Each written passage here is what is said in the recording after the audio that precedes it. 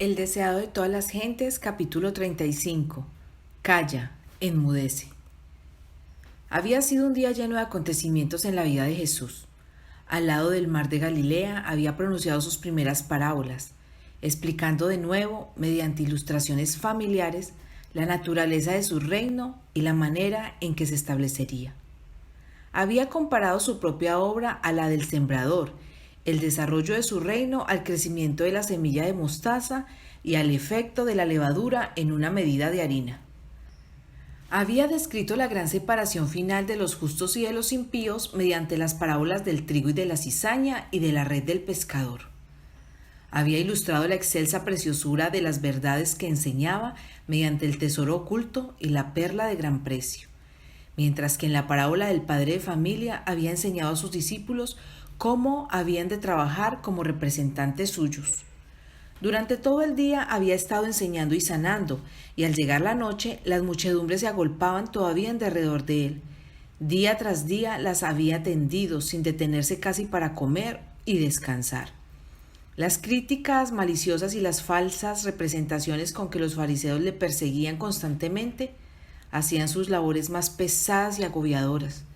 Y ahora el fin del día le hallaba tan sumamente cansado que resolvió retirarse a algún lugar solitario al otro lado del lago. La región situada al oriente del lago de Genesaret no estaba deshabitada, pues había aquí y allí aldeas y villas, pero era desolada en comparación con la ribera occidental. Su población era más pagana que judía y tenía poca comunicación con Galilea, así que ofrecía a Jesús el retiro que buscaba y él invitó a sus discípulos a que le acompañasen allí. Después que hubo despedido la multitud, le llevaron tal como estaba al barco y apresuradamente zarparon, pero no habían de salir solos.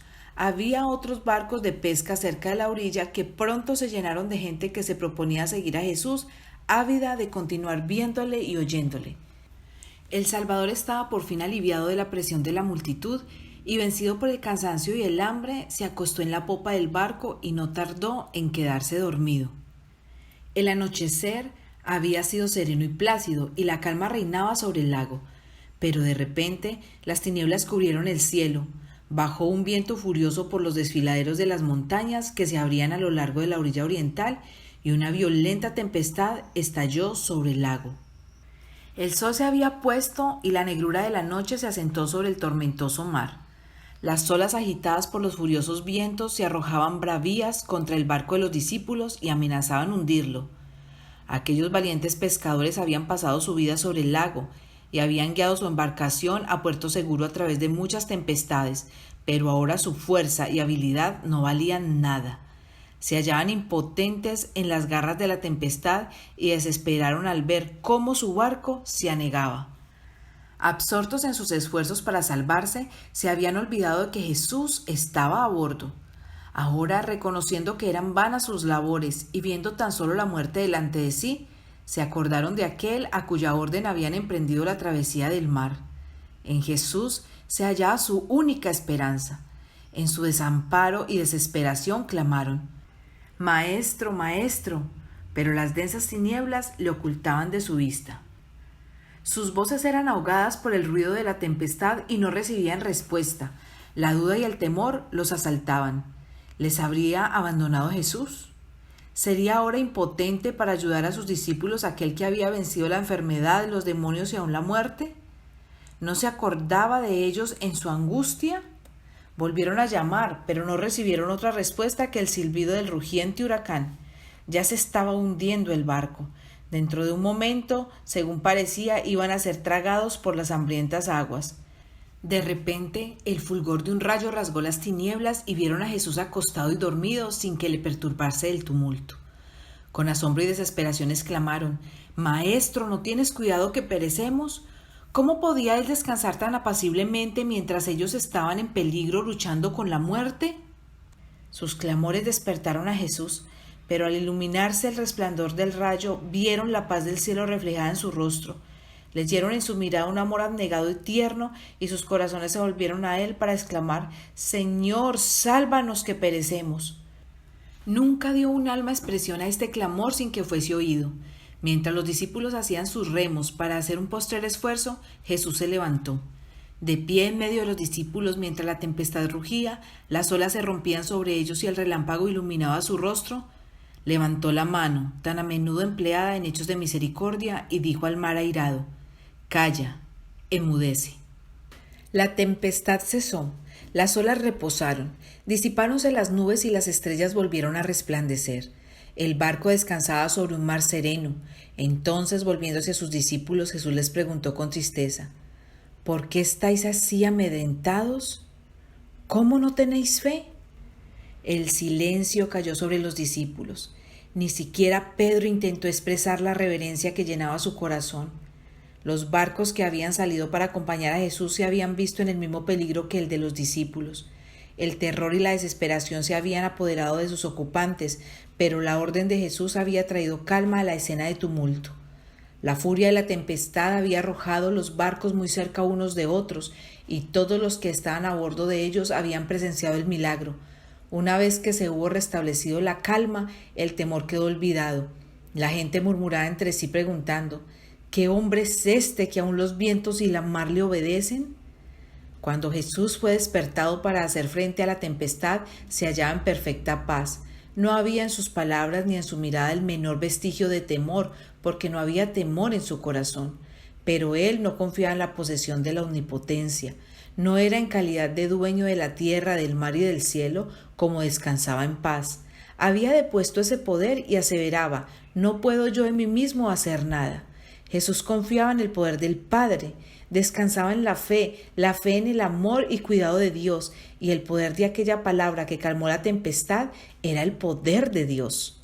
Así como Jesús reposaba por la fe en el cuidado del Padre, así también hemos de confiar nosotros en el cuidado de nuestro Salvador. Si los discípulos hubiesen confiado en Él, habrían sido guardados en paz. Su temor en el tiempo de peligro reveló su incredulidad.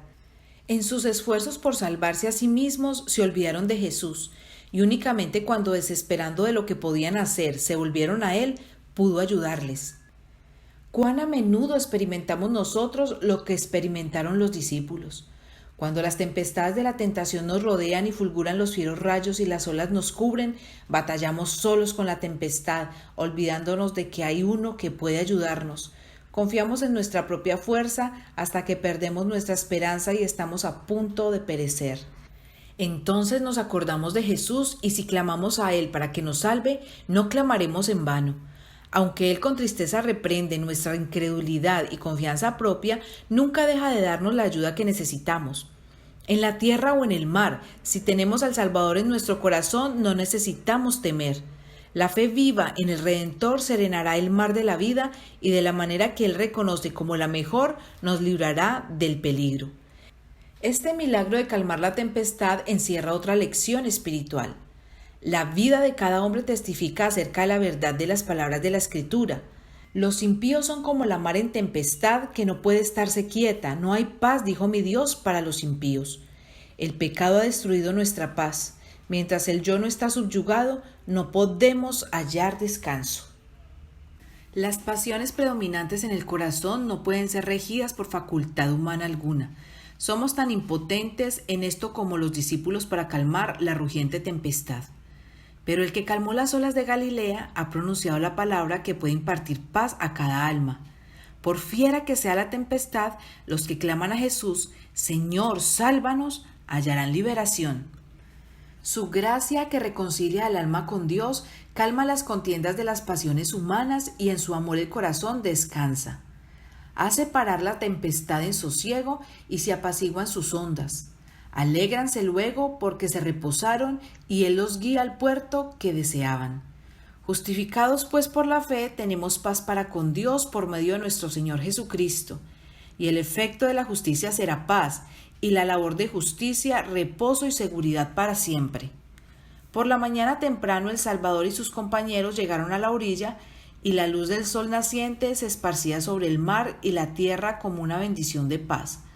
Pero apenas habían tocado la orilla cuando sus ojos fueron heridos por una escena más terrible que la furia de la tempestad.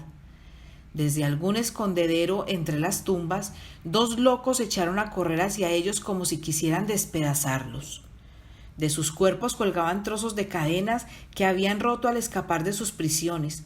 Sus carnes estaban desgarradas y sangrientas donde se habían cortado con piedras agudas. A través de su largo y enmarañado cabello fulguraban sus ojos, y la misma apariencia de la humanidad parecía haber sido borrada por los demonios que los poseían, de modo que se asemejaban más a fieras que a hombres. Los discípulos y sus compañeros huyeron aterrorizados, pero al rato notaron que Jesús no estaba con ellos y se volvieron para buscarle. Allí estaba donde le habían dejado. El que había calmado la tempestad, que antes había arrostrado y vencido a Satanás, no huyó delante de esos demonios. Cuando los hombres, crujiendo los dientes y echando espuma por la boca, se acercaron a él, Jesús levantó aquella mano que había ordenado a las olas que se calmasen, y los hombres no pudieron acercarse más. Estaban de pie, furiosos, pero impotentes delante de él. Con autoridad ordenó a los espíritus inmundos que saliesen. Sus palabras penetraron las oscurecidas mentes de los desafortunados. Vagamente se dieron cuenta de que estaban cerca de alguien que podía salvarlos de los atormentadores demonios. Cayeron a los pies del Salvador para adorarle, pero cuando sus labios se abrieron para pedirle misericordia, los demonios hablaron por su medio, clamando vehementemente: ¿Qué tienes conmigo, Jesús, Hijo del Dios Altísimo? Te conjuro por Dios que no me atormentes. Jesús preguntó: ¿Cómo te llamas? Y la respuesta fue: Legión me llamo, porque somos muchos. Empleando a aquellos hombres afligidos como medios de comunicación, rogaron a Jesús que no los mandase fuera del país. En la ladera de una montaña no muy distante pasía una gran piara de cerdos. Los demonios pidieron que se les permitiese entrar en ellos y Jesús se lo concedió. Inmediatamente el pánico se apoderó de la piara, echó a correr desenfrenadamente por el acantilado y, sin poder detenerse en la orilla, se arrojó al lago, donde pereció. Mientras tanto, un cambio maravilloso se había verificado en los endemoniados. Había amanecido en sus mentes, sus ojos brillaban de inteligencia. Sus rostros, durante tanto tiempo deformados a la imagen de Satanás, se volvieron repentinamente benignos. Se aquietaron las manos manchadas de sangre y con alegres voces los hombres alabaron a Dios por su liberación. Desde el acantilado, los cuidadores de los cerdos habían visto todo lo que había sucedido y se apresuraron a ir a publicar las nuevas a sus amos y a toda la gente. Llena de temor y asombro, la población acudió al encuentro de Jesús. Los dos endemoniados habían sido el terror de toda la región. Para nadie era seguro pasar por donde ellos se hallaban, porque se abalanzaban sobre cada viajero con furia demoníaca. Ahora estos hombres estaban vestidos y en su sano juicio, sentados a los pies de Jesús, escuchando sus palabras y glorificando el nombre de aquel que los había sanado. Pero la gente que contemplaba esta maravillosa escena no se regocijó. La pérdida de los cerdos les parecía de mayor importancia que la liberación de estos cautivos de Satanás. Sin embargo, esta pérdida había sido permitida por misericordia hacia los dueños de los cerdos. Estaban absortos en las cosas terrenales y no se preocupaban por los grandes intereses de la vida espiritual. Jesús deseaba quebrantar el hechizo de la indiferencia egoísta a fin de que pudiesen aceptar su gracia. Pero el pesar y la indignación por su pérdida temporal cegaron sus ojos con respecto a la misericordia del Salvador. La manifestación del poder sobrenatural despertó las supersticiones de la gente y excitó sus temores. Si este forastero quedaba entre ellos, podían seguir mayores calamidades. Ellos temían la ruina financiera y resolvieron librarse de su presencia. Los que habían cruzado el lago con Jesús hablaron de todo lo que había sucedido la noche anterior, del peligro que habían corrido en la tempestad y de cómo el viento y el mar habían sido calmados, pero sus palabras quedaron sin efecto. Con terror la gente se agolpó alrededor de Jesús rogándole que se apartase de ella, y él, accediendo, se embarcó inmediatamente para la orilla opuesta. Los habitantes de Gadara tenían delante de sí la evidencia viva del poder y la misericordia de Cristo. Veían a los hombres a quienes él había devuelto la razón, pero tanto temían poner en peligro sus intereses terrenales que trataron como a un intruso a aquel que había vencido al príncipe de las tinieblas delante de sus ojos y desviaron de sus puertas el don del cielo. No tenemos como los gadarenos oportunidad de apartarnos de la persona de Cristo, y sin embargo son muchos los que se niegan a obedecer su palabra, porque la obediencia entrañaría el sacrificio de algún interés mundanal.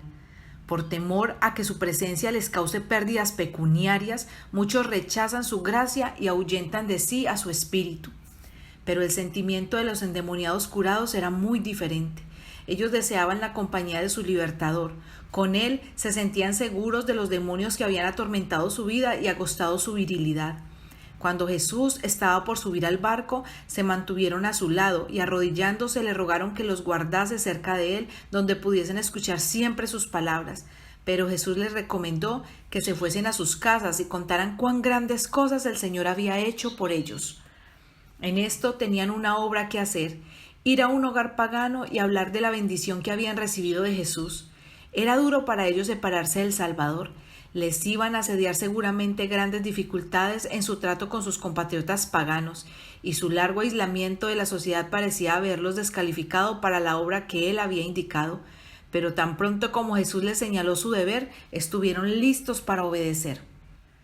No solo hablaron de Jesús a sus familias y vecinos, sino que fueron por toda Decápolis declarando por doquiera su poder salvador y describiendo cómo los había librado de los demonios.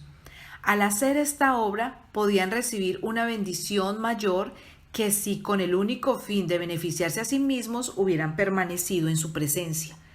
Es trabajando en la difusión de las buenas nuevas de la salvación como somos acercados al Salvador.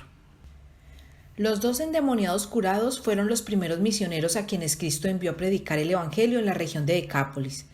Durante tan solo algunos momentos habían tenido esos hombres oportunidad de oír las enseñanzas de Cristo.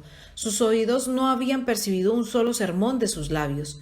No podían instruir a la gente como los discípulos que habían estado diariamente con Jesús, pero llevaban en su persona la evidencia de que Jesús era el Mesías. Podían contar lo que sabían, lo que ellos mismos habían visto y oído y sentido el poder de Cristo. Esto es lo que puede hacer cada uno cuyo corazón ha sido conmovido por la gracia de Dios. Juan, el discípulo amado, escribió: lo que era desde el principio, lo que hemos oído, lo que hemos visto con nuestros ojos, lo que hemos mirado y palparon nuestras manos tocante al verbo de vida, lo que hemos visto y oído, eso os anunciamos. Como testigos de Cristo debemos decir lo que sabemos, lo que nosotros mismos hemos visto, oído y palpado. Si hemos estado siguiendo a Jesús paso a paso, tendremos algo oportuno que decir acerca de la manera en que nos ha conducido. Podemos explicar cómo hemos probado su promesa y la hemos hallado veraz. Podemos dar testimonio de lo que hemos conocido acerca de la gracia de Cristo.